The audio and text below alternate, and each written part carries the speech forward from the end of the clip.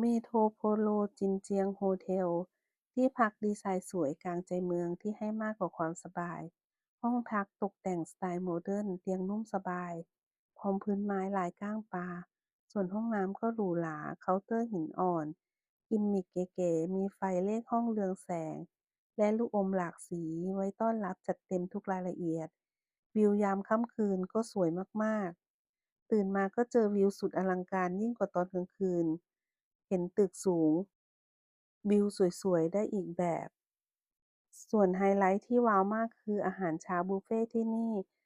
จะมีหลากหลายสุดๆ ขนมปังอบเค้กผลไม้สดตามฤดูกาลและลายอาหารจีนอาหารร้อนครบครันทั้งข้าวผัดบะหมี่โจ๊กและติ่มซำอิ่มอร่อยกับวิวสวยๆไปด้วยเลยค่ะสรุปคือเมโทรโพโลจินเจียงเป็นตัวเลือกที่ยอดเยี่ยม